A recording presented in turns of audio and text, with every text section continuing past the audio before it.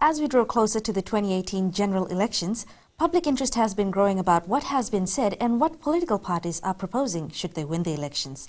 One of the oldest parties, the National Federation Party, who have been in existence for 55 years, seems to have ideas that they believe will help bring about a change for the betterment of the country. With us tonight, we have our guest, the leader of NFP, Professor Biman Prasad, to discuss these in detail. Well, Vinagan, welcome to the show, and thank you for making time for us today. My pleasure, and good to be back on the show. Well, getting straight to it, 2018 being general election year, and as we draw closer towards the end, of course, is NFP prepared fully should elections be announced? Well, yes, the answer to that would be yes. We are well ahead in terms of our preparations. We have announced majority of our provisional candidates, and very soon we will be completing all 51 announcements, and we have already announced some of the major policies as well. So yes, we are well in advance in terms of the preparation for the election. So what about any word of a manifesto that's coming out soon? As I said, we produced this last year. In fact, we've announced some of the major policies, and we wanted to do this because we wanted the people to debate, look at our policies very carefully, some of the key ones. But we will have a shorter version of the manifesto. We need to include more things in it, and that will be released pretty much before the election. Don't you think your voters would want to see something a bit more concrete? Because one of the biggest criticisms about the NFP is that, well, yes, you have announced policies, but then in terms of facts and figures, you haven't been very accurate. It's all been very murky. Well, I don't know what you mean by that. We've been very clear on some of the policies that we've announced. For example, we've said that we will guarantee a minimum price of $100 for sugarcane farmers. We've said very clearly that we will implement a minimum living wage of $5. We've said very clearly that we will reduce VAT on 15 basic food items, and we've already said... But the question that a lot of people essentially want to know is, what are the facts and figures behind this? For example, the $100 that you're proposing as cane payment per ton, the subsidies that are currently in place, will you be replacing those subsidies? It's very clear. We've articulated that. In fact, if you look at our manifesto in the last election, we said in that manifesto that we will guarantee a minimum price of $85. When we announced the $100 minimum guaranteed price, government then, through Parliament, in the previous budget, brought subsidies for sugarcane farmers for weedicides and fertilizer. We're going to keep those subsidies because it's a very small amount. Per ton, it's about $3 to $4. That's the total subsidy. So it's very clear. It's very clear. In fact, what has happened is the government actually has copied what we said in 2014. Now they're guaranteeing a minimum price of $85. So we've said $100. Subsidy was already your... did you already have that in mind? No, we didn't have that in mind, but the government has implemented that, and we believe that that's a very small amount. It amounts to about $3 to $4 per ton. And so our calculation that a minimum guaranteed price of $100 per ton will motivate the farmers, will be the reasonable price, and we've done our homework internationally. So there are, if I can correct you, our policies are very, very clear. We have articulated very clear figures, and it's based on good analysis and research. Well, bring it back to other policies that you are proposing should you win. One of the things that I know that you've been campaigning on is the minimum wage, bring it up to $5 an hour. But of course, that's for unskilled workers. Do you really think that this is feasible across the board? First of all, let me say that the concept of a minimum living wage is very important. When we say living wage, we are saying that workers, whether they are skilled or unskilled, they should be able to earn enough in a week to make a living. I understand that, Dr. Prasad, but with that $5 an hour... Listen to me. We believe that the $5 minimum living wage, given the escalating cost of living, the gap is almost big. And you don't think government subsidies at the moment are enough to meet that cost of living? And so it's very clear that people are struggling to make ends meet. On that note, Doctor, we will get back to that in a while. But looking at what you're saying, that looking at the cost of living, $5 an hour, minimum wage for unskilled workers. Now that would be across the board. Now, say for example, you have people who work for you. If you have a business, you have someone who does maybe odds and ends. Now, someone who is a small business operator has maybe 3 people there that they're paying. Maybe $3 an hour at the moment. Now it's going to be $5 an hour. Operational costs will, of course, increase. Well, how will they be able to cater for that? This is the bogey, and this is the illogical explanation that some people have tried to give, to say that if you raise minimum wages, you're going to create a situation where employers might shed workers. Now, you tell me, no employer at any point in time employs more people than they need. And that example that you're giving, if you're paying $3.50, if you're paying $3.80, if you raise the minimum wages to $5, it doesn't mean that suddenly the employers are going to shed workers. There might be structural changes, there might be some adjustments, but our view is that what the state of the economy, what is happening in the economy, is very clear that employers, whether they are small or big, can pay a minimum living wage of $5 an hour. But see, looking at that is unskilled, right, Dr. Prasad? But what about those who are skilled? We're talking about skilled and unskilled together.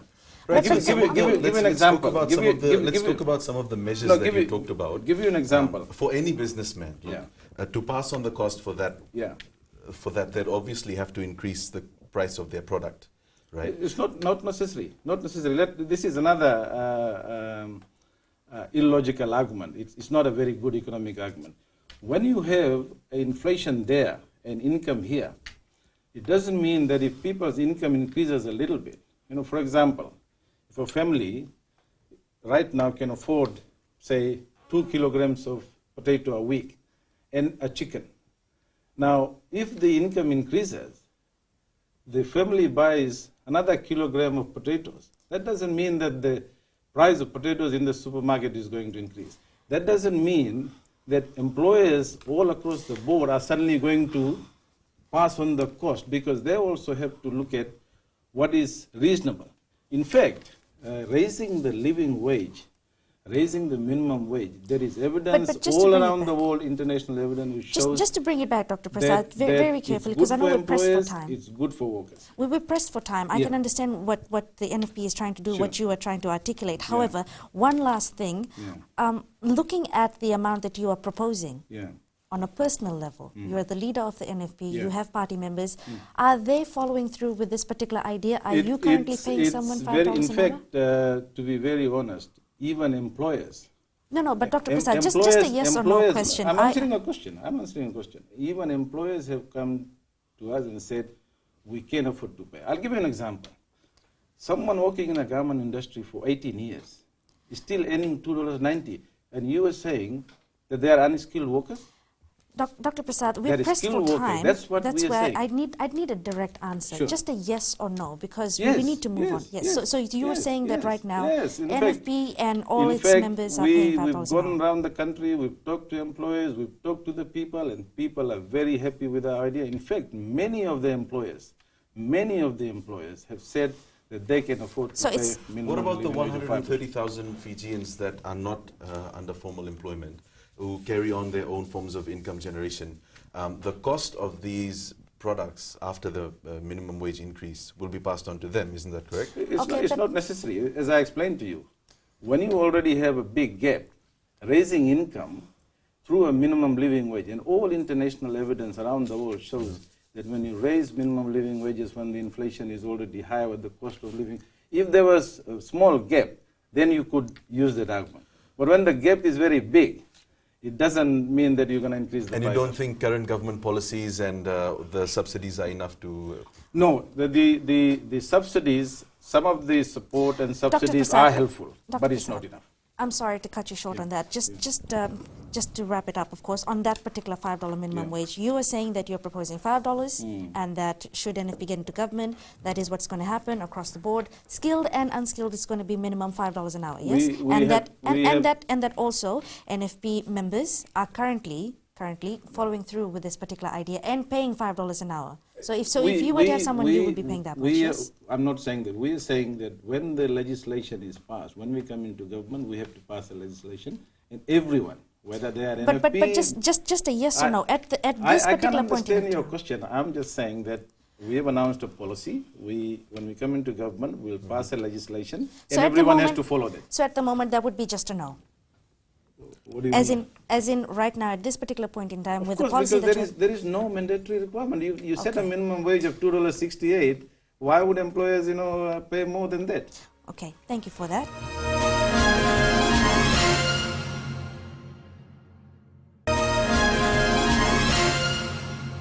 Well, can we just go back to our initial talk on the sugar industry, because a large part of your voting bloc comes from farmers. But that's what you assume. We're not a sugar party anymore. Well, we'll see come elections. Yeah. But you did mention that after all of the subsidies are put in place, there's only a few dollars of savings, right? Can you clarify on that? Well, you didn't understand what I said. I said the subsidy amounts to a small amount per ton.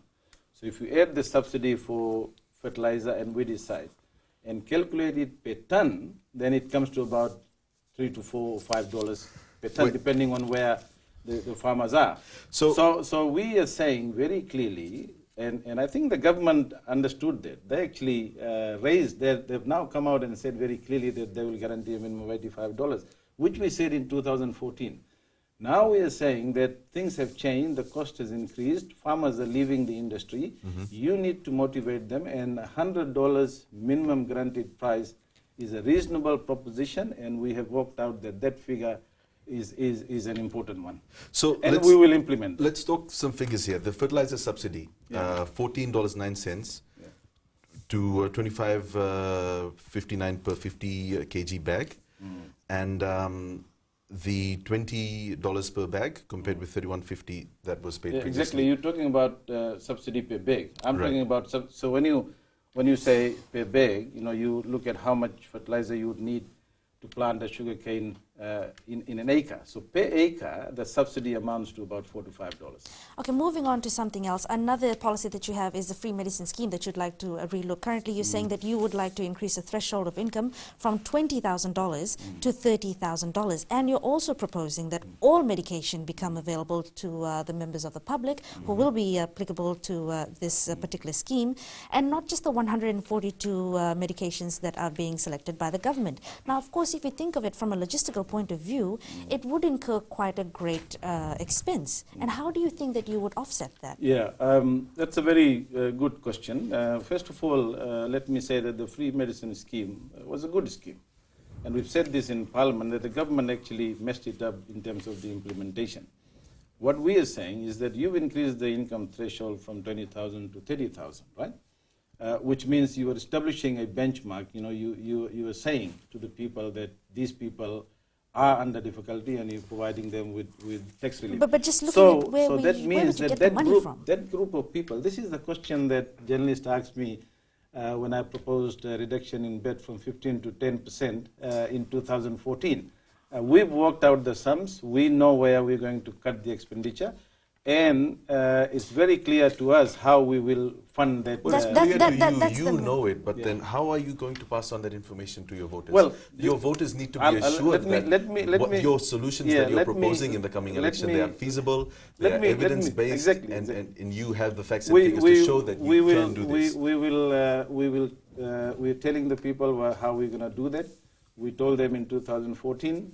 The media, some of the people in the media didn't believe us, and in fact the government did exactly what I had proposed, reduce the VAT from 15 to 9%, and I had said 15 to 10%. In fact, there is a lot of reckless spending by this government at the moment. We are going to cut those reckless expenditure, if I have to give you the details of where we'll cut, we'll spend 3 hours here. But just generally, but let me assure the people that the policies that we put out already, we have done the costing, we have looked at the budget, we've been in Parliament, we've seen the revenue and expenditure figures. We know where the government is spending money, where we can cut expenditure, well, looking at and prioritize expenditure to make sure that we fund it. I understand that we cannot spend too much time on each particular topic because there's so many to cover. We're pressed for time. Moving on to how you invite me again. You know? Yes, definitely. But carrying on with what we have that we'd like to discuss, you have said that you would be cutting spending. Of course we will cut wastage. Of course we will cut reckless spending. You said when that you say reckless, what specifically are you just a second, because you have criticized some of the policies like the bus fare scheme. No, I haven't criticized the bus fare scheme. We are saying that the bus fare scheme, some of these policies are good. What we are saying is the implementation of some of these policies has been a disaster. So get that right. We have never opposed bus fare. Well, looking at something else before Ziad had mentioned that, you have mentioned that you're going to be cutting down government spending by 25%, cutting down on ministers' pay packets and also on allowances. If you were to come into power, you were to go into government, and you have already said that you have full faith in NFP winning all the seats. So you are proposing that... I didn't say 51 seats, you know. Well, however many you would need to get into power, rather. I think you need to get your questions right. Getting into power, just getting at the idea of it, the whole ideology behind it, that you are proposing that everyone from NFP who will be in government is willing to take a pay cut. No, this is not about NFP. But that's what you said, 25% across the board.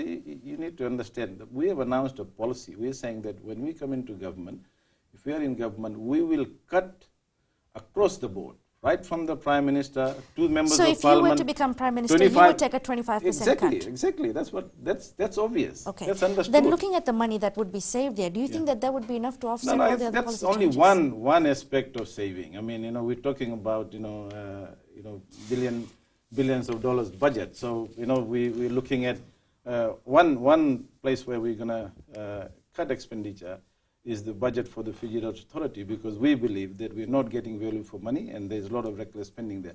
And we can identify many. In fact, give another example. For the last 3 years, we talked about how government was recklessly spending $9 million on Gulf.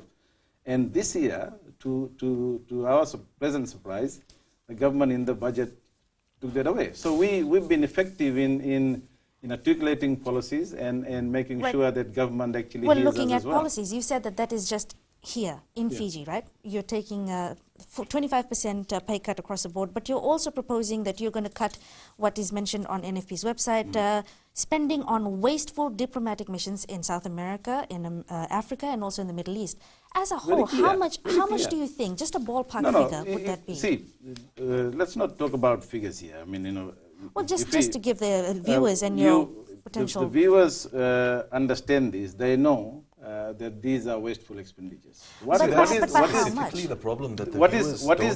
the benefit of having an embassy in Africa?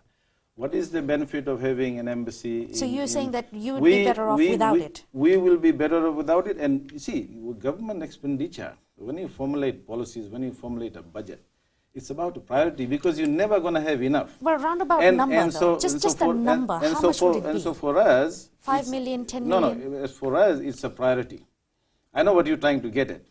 Let's not get into that. What we are saying is right now, we are saying that these are our policies. We're not going to get into specific numbers. This is what I opened up with in this line of no political party, no you political. Don't want to get into the specific figures. If someone wants to know what your 4-year economic plan is, then this is what I mean. Let me explain. See, if I was a government minister, if I was Minister for Economy sitting here, I would have given you very specific details of where there is reckless spending. But if you plan to become Prime Minister, because that's what you're aiming for in the elections that are coming. If you plan to become Prime Minister, you need to have these things sorted out, don't you? I think you're overstepping the argument. What we are saying is these are policies we've announced. We don't have the exact information, but we know from the budgets that we've seen in Parliament, from the allocation, we are saying that these are examples of expenditure, reckless expenditure that we will cut.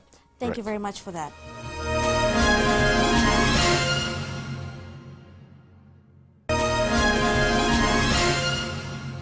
We'll move on to the elections itself. Now, it's been made fairly clear, in fact, the narrative around this election by other political parties, not the NFP, is that there is a willingness to look into coalitions. It's been mentioned by SODELPA and the Fiji Labour Party. So let's talk about the possibility of a coalition being formed with the NFP, with any other party in the lead up to this election. Well, if you talk about coalition, you should ask this question to all political parties, because that's what I'm saying. No, let me finish what I'm saying. Well, I'm sorry to cut in. It's a very concise answer. Right. We are not in coalition with any political party. And you are not planning to. We are not planning to be in coalition going into the election right now. We did the same in 2014. If no party has a majority after the election, then that's a matter for negotiation for every party. So you are saying that even, let's say, if you need to form a coalition with SODELPA just to make the majority, more than 25 seats. Why only SODELPA? Because realistically, NFP and SODELPA are the two biggest parties So you're saying in that the you're opposition open. going into this election besides Fiji First. Let me put this You made question it to you. very clear that there's very little possibility of the NFP aligning with Fiji First. So the next best option is SODELPA. No, we've not said that. We are saying that our options are open. We will only cross the bridge when we come to it. We could have a situation where no party is going to have a majority. And let's say that no party has a majority. The Fiji First Party or SODELPA or us, we all have to then negotiate which party we are going to form a coalition with. You have to agree that a large voting bloc of the NFP is made up of primarily Fijians of Indian descent. Do you think they would still stick with the NFP if you decided to go with SODELPA?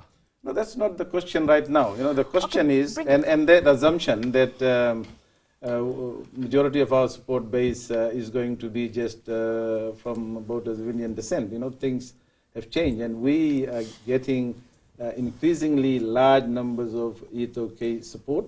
Right. And we believe that after the election, the question of coalition will be based on policies, based on negotiations, and that would apply to all parties. Let's say that there are 3 or 4 parties who have won seats in the next election. Nobody has a majority. Then all the parties will have to enter into negotiation. And so to basically answer my question, you are keeping your options open in terms of a coalition? Absolutely, our options are open. This is what we said in 2014. This is what we're saying now. And this is what we will... No, in 2014 you said there's absolutely no possibility of a coalition, that you're not... This is exactly what we're saying now. That right now there is no possibility of a coalition with anyone going into the election. In essence, pre-elections, no coalition. Post-elections, post-voting, there may be a possibility you're open to a coalition with any party. Exactly. Correct? I mean, pre-election, there is no base. I mean, there is no constitutionally you can't have coalitions. Before we move on to the next point, just to finish off this particular topic, you're saying you're open to a coalition with any party. That would include Fiji First as well. Exactly. Absolutely. Absolutely. All right. Thank you for that. It's a matter for negotiation after the results are known. Okay. I'm still. We're still in grey waters over the policies. Overlapping some of the policies that you may not have in common with SODELPA and NFP. I mean, obviously, there'll be a lot of questions with respect to policies from people, and this is why I said we put our policies well in advance. We want the people to debate our policies, and I'm very pleased that the feedback we're getting on our policies is very good. Thank you for we'll that. Move on from that. Thank you for that, Dr. Prasad.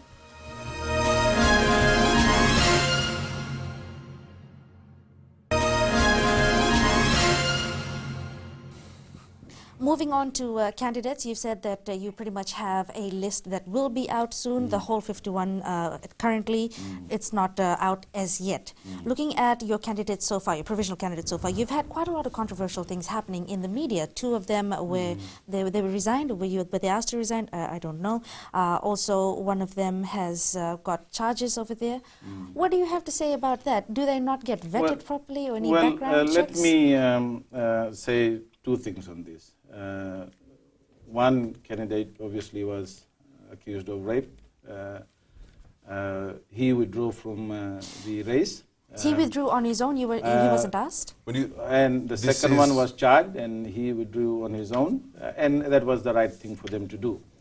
The third one has been charged just because he's been charged by FACEC. I think he deserves the right of presumption of innocence until proven guilty, yes. Proven guilty, and we stand behind him.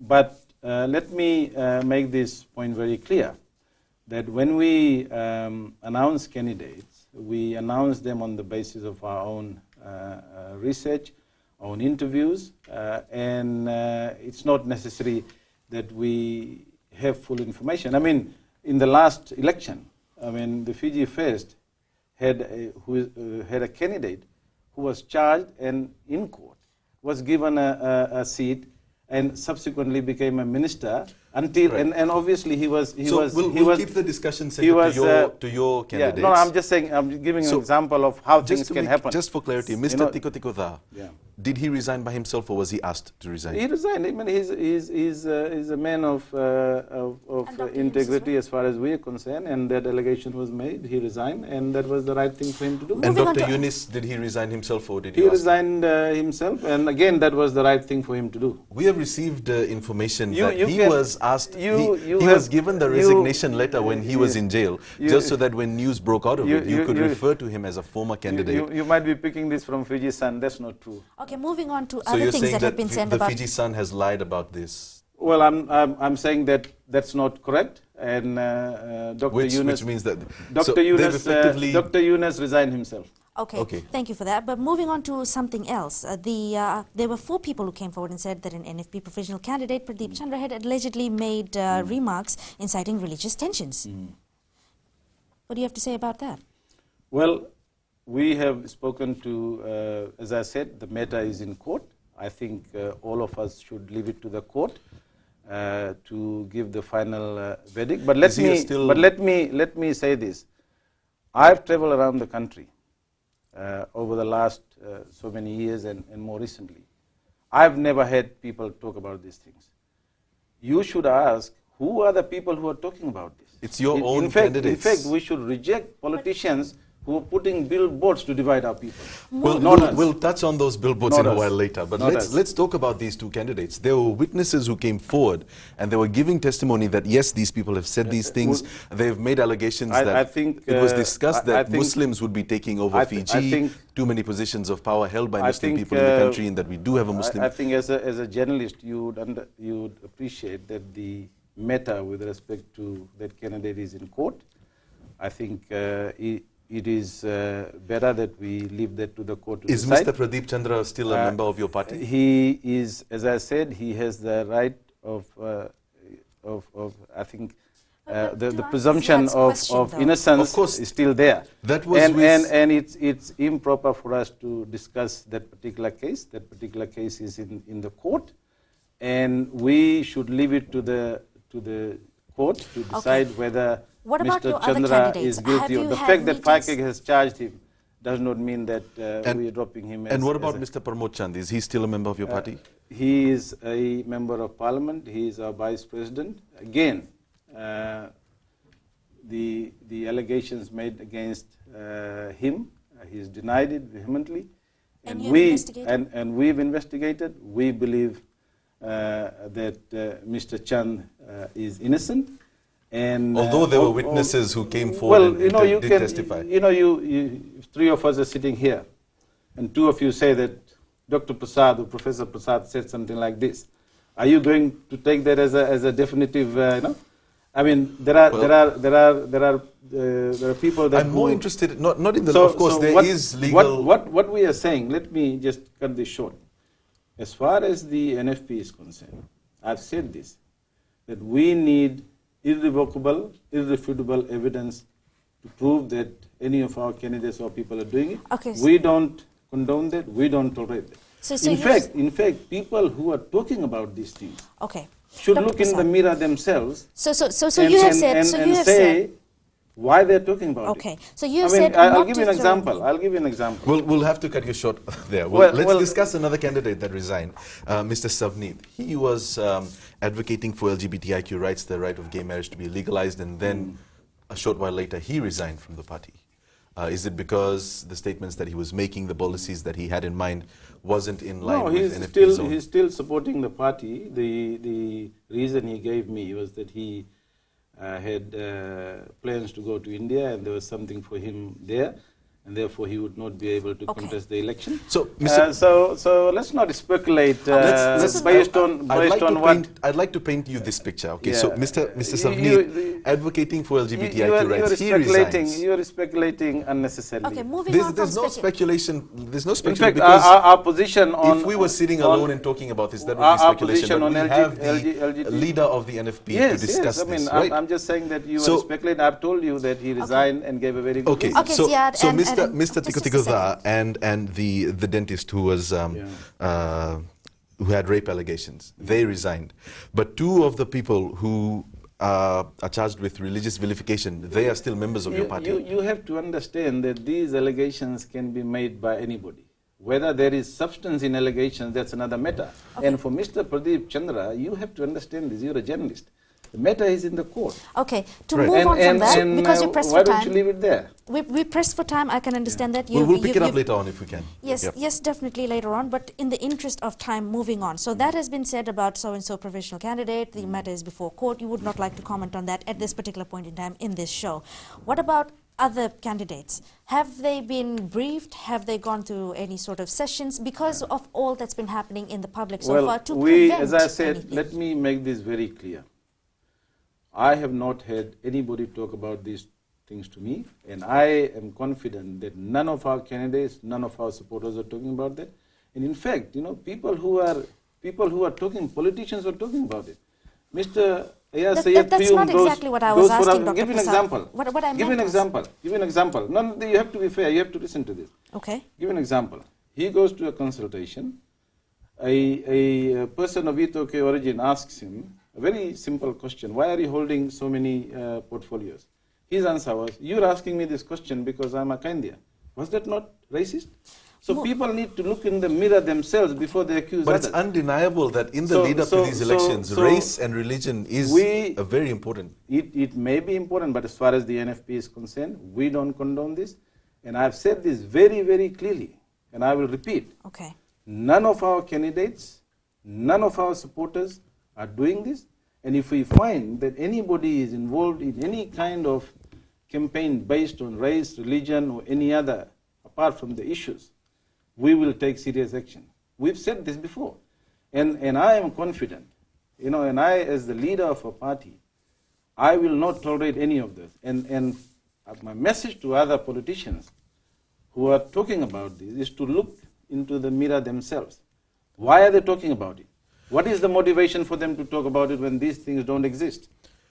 Okay, so let's discuss the role of Mr. Firoz Ghulam Mohammed, and we'll tie this in with the training that you provide to your candidates in terms of utterances on social media, and of course you're probably familiar with what I'm getting at, the whole controversy about him making wild statements on social media. So we'd just like to confirm: did you meet with Mr. Firoz Ghulam Mohammed, and did you tell him to tone it down on social media? Well, let me give you a very clear answer. He was interviewed by the police. People made allegations on his post. He has provided all those details to the police. There were fake accounts of him done. As far as I am concerned, as far as the investigations we've done, as far as our conversation with him has gone, we are confident that he is not engaged in any of those activities, and we have provided all the candidates with a guideline, and they know what is required. There is another issue in relation to this. There's an implication that Mr. Firoz Ghulam Mohammed did imply that the AG is a Hindu, and then this was said because he was attending and officiating Hindu ceremonies. Well, some of those issues, as I said, if any of the person from Fiji faced or anybody who has been accused, they have the right to report to the police, get him investigated. As far as we are concerned, he has denied any of those allegations. He has told me that there were fake accounts, and I think the police also understood that, and that's why he's busy campaigning right now. Right. Thank you very much for that.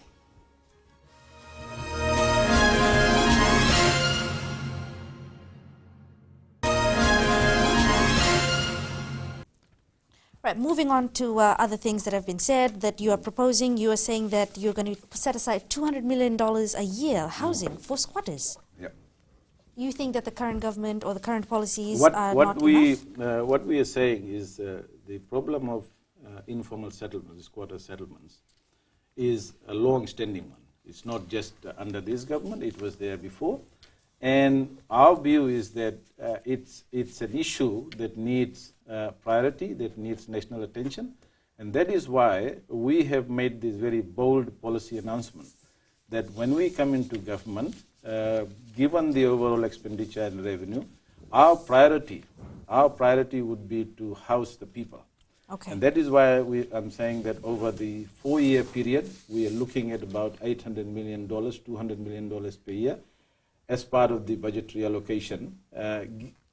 Given what we have in the existing structure, we're pressed for time, Dr. putting Prasad. that This together is and having that as our policy, and that's why we've announced it. I can understand that there's more that you would like to elaborate on that. However, we are pressed for time. Sure. This is the final segment. There's a few more things that we'd like to get on because I can understand you're a busy man. Yeah. You come on. You invite us again. I mean, a lot of issues for me to talk to. So you're saying on record right now that you would be coming back should we invite you? Yes, I will. Okay. Unconditionally?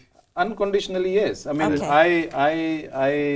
I've always believed in a free media. I've always believed in a fair coverage. And unfortunately, we in the opposition have not had that in this country. Looking at that.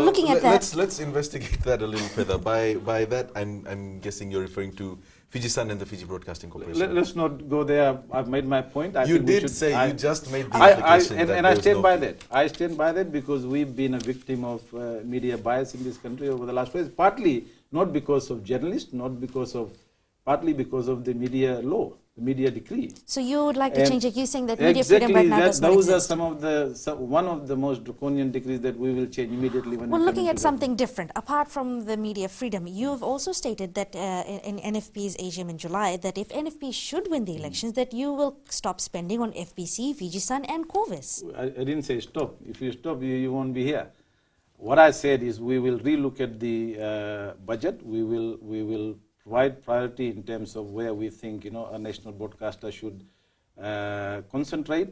What is the value for money? And that's a perfectly reasonable, logical statement to make. And you don't think that spending is done responsibly at the moment? Well, we don't think so. We don't think so, and we don't think that we are getting, the taxpayers of this country are getting the value for money. Maida Chair, Mr. Ashwin Raj did criticize your stance on on media freedom in the country, saying that when you refer to media freedom, you're only concerned about the Fiji Times and Fiji TV. We don't take any note of Ashwin Raj as Maida Chair, nor do we take any note of him as the Director of Human Rights Commission, because we don't believe that, and a lot of experts, even the UN Human Rights Commissioner pointed out that there are structural flaws and that these institutions are not independent. So let's not talk about it. In the essence of time, looking at something else, we've been reliably informed that Fiji Sun have had their reporters told to leave pocket meetings that have been held by NFP. No, in fact, let me make this very, very clear.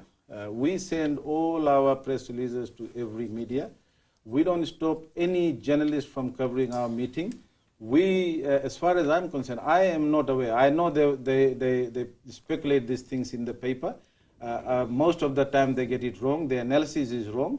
And as far as our candidates are concerned, no one, and we've instructed all our candidates, no media is barred from attending any of our meetings, unless, of course, it's a private party meeting, management board, or whatever. So, Professor, in essence, you are saying that anyone from of the media anyone can come. From any media, anyone from FBC can come. Anyone from FBC, anyone from Fiji Sun, anyone from any media is welcome to even cover our these are your pocket meetings that you're even in our pocket meetings. I mean, the other day we had a pocket meeting in Tamavua, right into...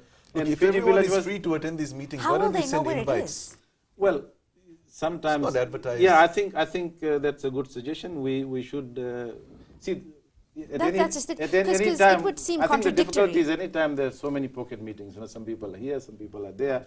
But nonetheless, I think the point is taken. We need to advise the media of all our POCAN meetings, and we would like the media to come and cover our meetings. Not just the media, but just anyone in the public, anyone in the general public. In the public, absolutely. I mean, you know, we have a special branch sitting in most of our meetings. You know, we have police coming there, so we don't tell people to go away. Bringing it back to your manifesto, when do you expect for it to be completed and to be available to the public? We, as I said, we already have this.